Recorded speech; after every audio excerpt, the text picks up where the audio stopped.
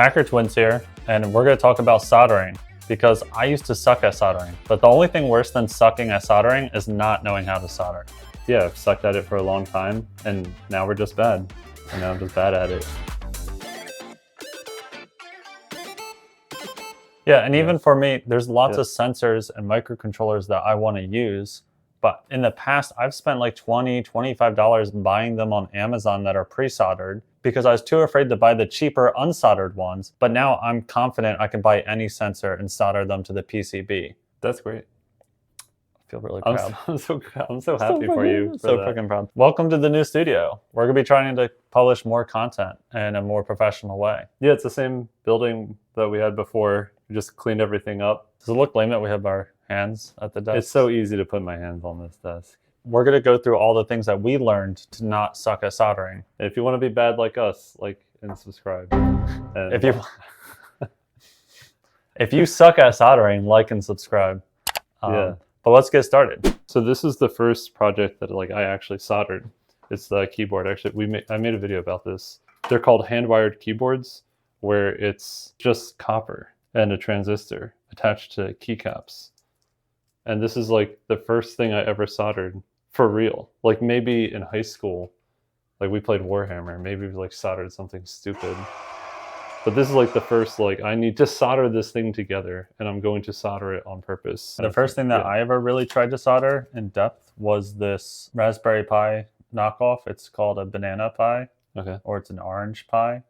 And I did a really bad job at soldering the pins. And one of the biggest lessons I learned, if anyone's soldering, you're just trying to connect circuits, and you have a way in your head that you think it needs to be done. And if you're not familiar with soldering, then you don't understand how the solder flows. When you're soldering, especially for the first time, you think that the soldering iron heats up the solder and makes a goop that you can spread out like peanut butter. Yeah. And it's absolutely not like spreading peanut butter. It's like magnetic, like what you're saying. It's like adhesive. Solder will just stick to whatever solders. I have a technique that I don't know if I invented it, but I haven't seen anyone online, and I've dug through YouTube a lot.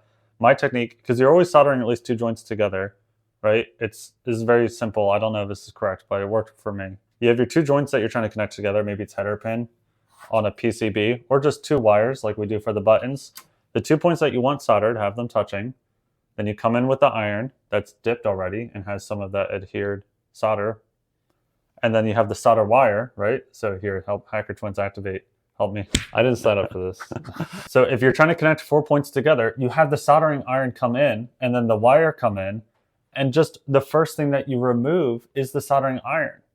And then the next hottest thing is not going to be the iron because the iron's been removed. Well, and then you remove the wire. Yeah, you have two things that you want to have soldered together. Yes. The first thing I do is I twist the two wires together, and then I'll just press the soldering iron up against it to just get it heated up. And if I remove it and the blob stays, that's great. Then what I'll do is I'll go around to the other side. Yeah. And I'll hit it.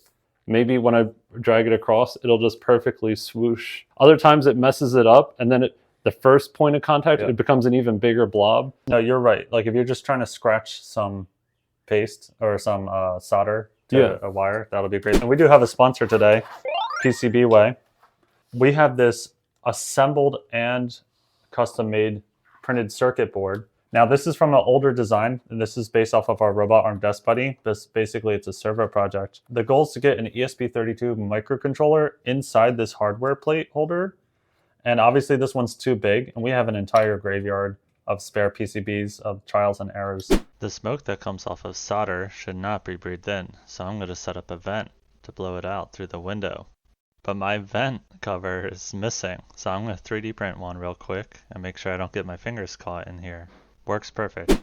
But we're finally getting into a design where we're just soldering the microcontroller to a very simple printed circuit board. Having the microcontroller just directly soldered onto the PCB, it's just easier and it's more dense, and it's going to be a cheaper and quicker way for us to R&D.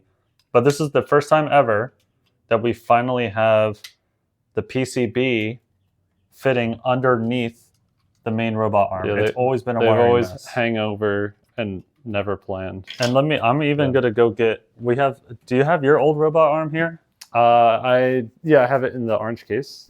But you can see we tried really hard to get the microcontroller underneath inside the robot arm. And we finally have our power supply system at the bottom of the base where it belongs. Before, it's just been a wiry mess underneath. So we could finally get into wire management. Can you see the thickness? The difference there? Oh yeah, that too. Like, look at that. That's a real base. It's low profile like this. It does look cool, but it needs, it needed to have more. Oh, they love each other.